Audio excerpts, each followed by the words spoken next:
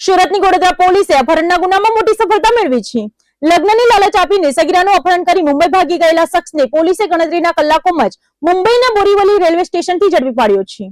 પોલીસે સગીરાને હેમખેમ છુટકારો કરાવીને આરોપી સામે કાયદેસરની કાર્યવાહી હાથ ધરી છે। સુરતના ગોડોદરા પોલીસ મથકમાં ગત 31 માર્ચના રોજ એક સગીરાના અપહરણની ફરિયાદ નોંધાઈ હતી। આ મામલાની ગંભીરતાને જોતા પોલીસ કમિશનરની સૂચના મુજબ PIHS આચાર્યના માર્ગદર્શન હેઠળ સર્વેલન્સ સ્ટાફની અલગ અલગ ટીમો બનાવવામાં આવી હતી। ટેકનિકલ સોર્સ અને હ્યુમન ઇન્ટેલિજન્સના આધારે પોલીસે માહિતી મળી હતી કે આરોપી અસલમ નાઝીર મોલ્લા સગીરાને લગ્નની લાલચ આપીને મુંબઈ તરફ ભગાડી ગયો છે। હકીકત મળતા જ ગોડોદરા પોલીસની ટીમ તાત્કાલિક મુંબઈ રવાના થઈ હતી અને બોરીવલી રેલવે સ્ટેશન પરથી આરોપીને દબોચી લીધો હતો। પકડાયેલો આરોપી મૂળ પશ્ચિમ બંગાળનો વતની છે અને ગોડોદરા વિસ્તારમાં જ સિલાઈ કામ કરતો હતો। હાલ પોલીસે આરોપીની ધરપકડ કરીને સગીરાને તેના પરિવારને સોંપવાની તજવીજ હાથ ધરી છે। સુરત શહેરમાં અસામાજિક તત્વોનો અંત કેટલી હદે વધી ગયો છે કે હવે પોલીસ ચોકીની બહાર પણ વેપારીઓ સુરક્ષિત નથી। શગરામપુરા પોલીસ ચોકીની બિલકુલ બહાર દારૂની મહેફિલ મારતા શખ્સોને ટોકવા જતા એક હાર્ડવેરના વેપારી પર ચપ્પુ વડે જીવલેણ હુમલો કરવામાં આવ્યો હતો।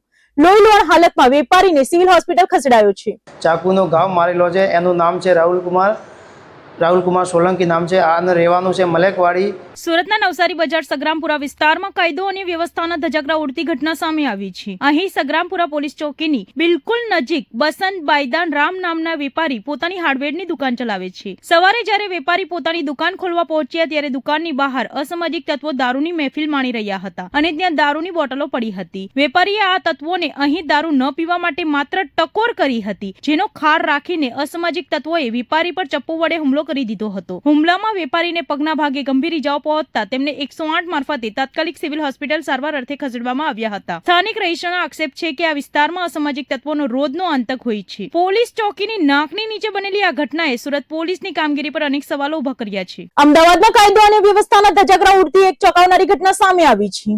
હત્યાનો એક ફરાર આરોપી પોલીસની પકડથી દૂર રહીને પીડિત પરિવારને સતત ધમકાવી રહ્યો છે।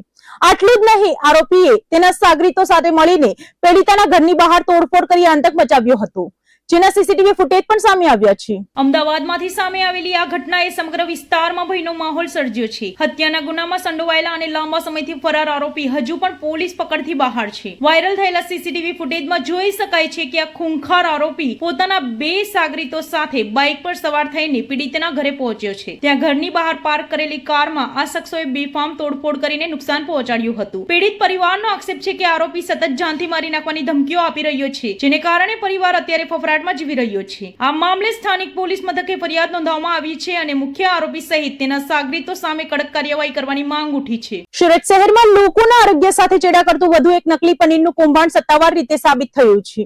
પાંડેસરા વિસ્તારમાં એસઓજી અને પાલિકાના આરોગ્ય વિભાગે એક માસ અગાઉ જપ્ત કરેલા 1400 કિલો શંકાસ્પદ પનીરનો રિપોર્ટ ફેલ આવ્યો છે।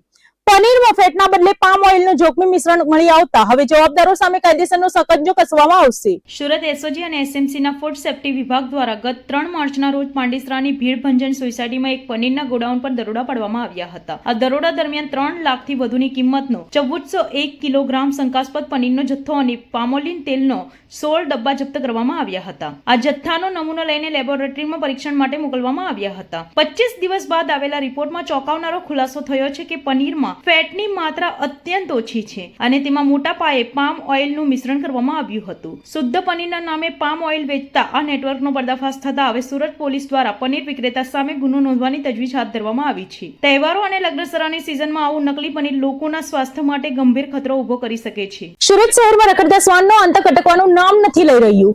સચિન જીઆઈડીસી વિસ્તારમાં બગીચામાં રમી રહેલા એક 5 વર્ષના માસૂમ બાળક પર 5 જેટલા શ્વાનોએ હુમલો કરીને ગંભીર ઈજાઓ પહોંચાડી છે।